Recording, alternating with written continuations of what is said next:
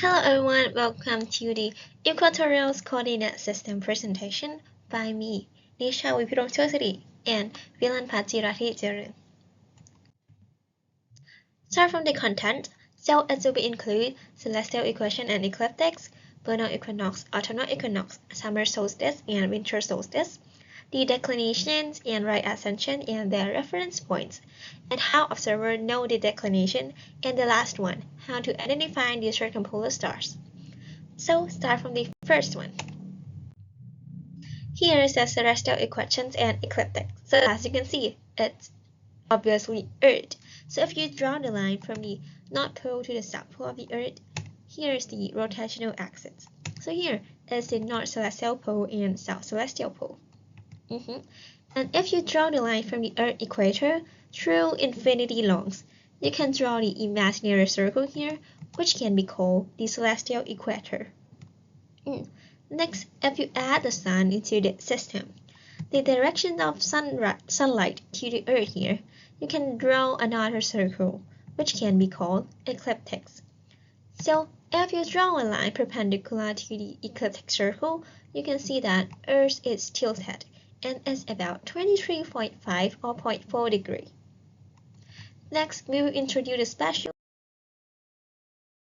days of, and the next we will introduce the special days, which includes the vernal equinox, autumnal equinox, summer solstice, and winter solstice. So first, let's draw the line. This line is the Earth's orbit around the Sun throughout the year, so you can see its orbit like this. Okay, start from the first point.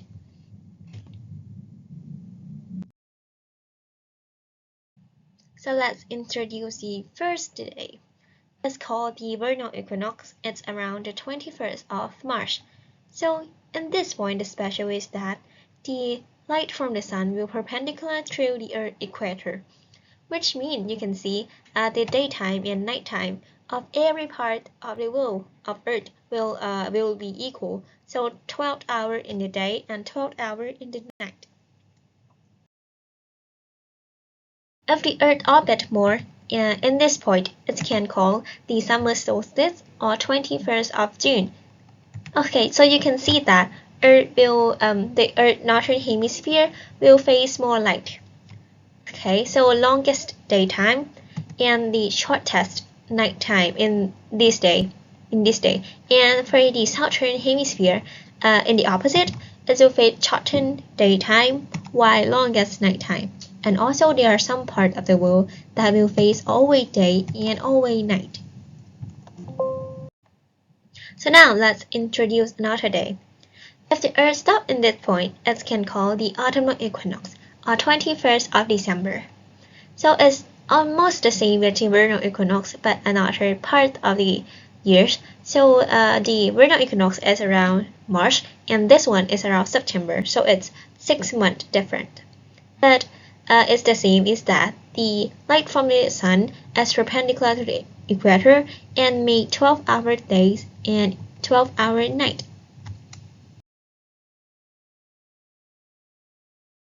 Last but not least, the last day. It is the winter solstice, or is around 21st of December. So here, it's opposite to the summer solstice because the northern part of the world will face the longest nighttime while shortest daytime. And in the opposite, the southern hemisphere will face the shortest nighttime and longest daytime, while the northern part of Earth may face while the southern part of Earth may face the longest daytime or always day, and the northern part of Earth may face the always night. And this page is the summaries of our 4 special days on Earth. So it's different in northern part and southern part. But we are in Thailand, obviously. So Thailand is in northern hemisphere, so we will focus on the season and the day of northern hemisphere. So start from the vernal equinox on March, then the summer solstice or the summer season in June, then autumnal equinox in the September, and last but not least, lastly, the winter solstice in the winter season of December.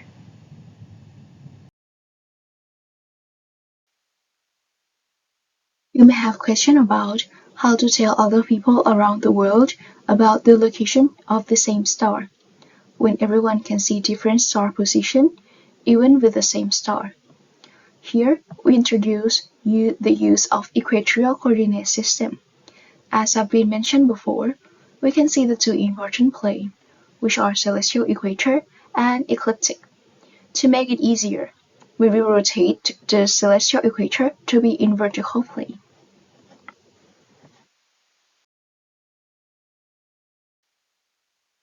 Start with the vernal equinox at 21 March.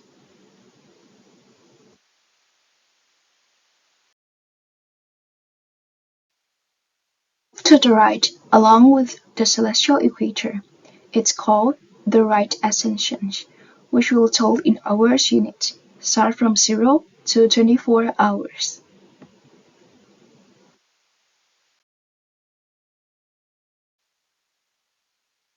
From the selected ascension, drawing the line up until selected star as degree unit. This is called the declination, range from -90 until 90 degree.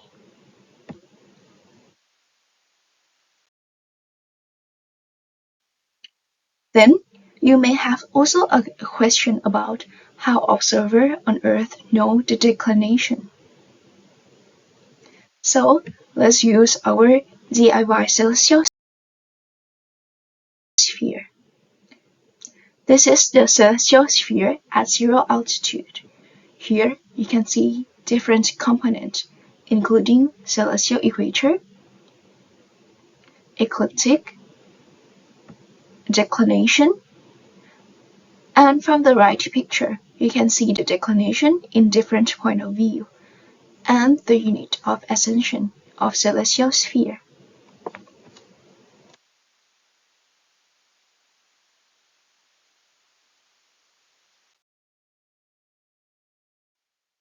Here is our DIY celestial sphere. You can observe the four important points. Start with the vernal equinox here at 0 hours. And then this is the summer solstice at 6 hours. Here, the intercept between ecliptic and celestial equator, it is the autumnal equinox. And lastly, is the winter solstice, which lies about 18 hours. Moreover, we need to know the declination, which here the declination is actually the degree count from the equator, the celestial equator, up.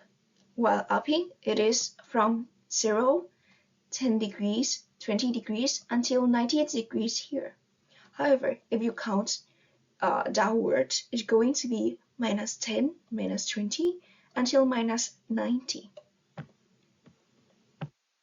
Imagine that the star is located around here.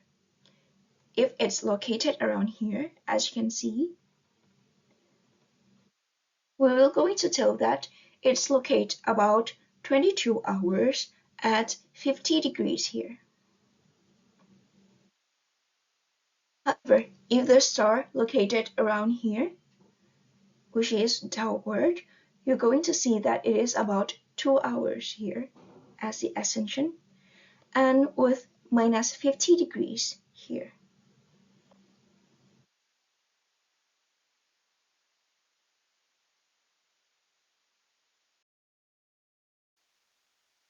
Now you may have a question about what if observer is in another latitude, not at the North Pole?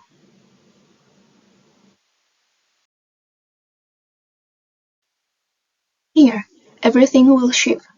The celestial equator will shift about 90 altitude degree, and the declination will change corresponding to the celestial equator. Means the degree from horizontal plane is -90 and plus altitude. As you can see in here, it is 90 minus altitude. Hence, the declination is the degree from horizontal plane -90 and plus altitude.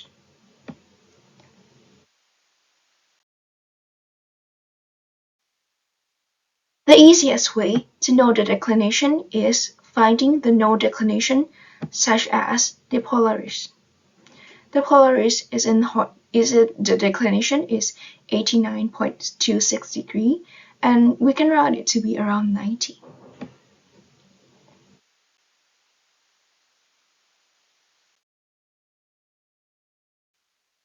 Then we use the right-hand rule to measure approximate angular distance, as you can see from the left picture. The example can see in the right picture. The star here. It is a little finger width from the Polaris, which means it is about 1 degree. Hence, the declination will be plus 90 minus 1 equal to about 89 degrees. The next topic is about the circumpolar star.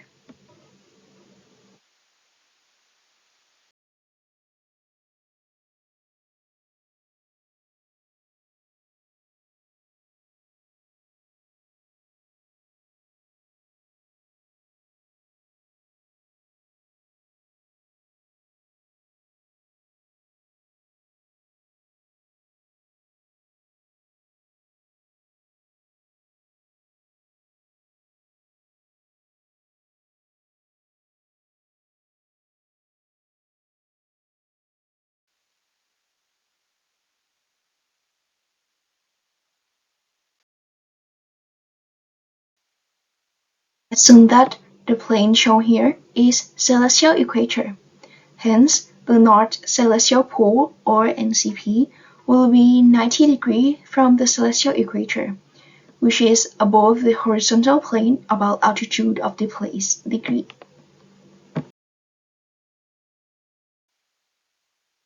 Hence, the star will move aligned with the celestial plane as shown in pink plane.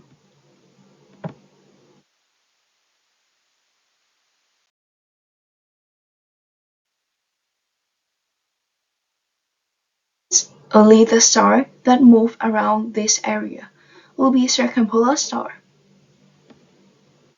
The declination would be 90 degrees plus minus altitude as shown here. So you can be seen that all circumpolar stars in different places can be seen in different stars, depending on the altitude of the place where they stay. And that's the end of the video. Thank you for watching.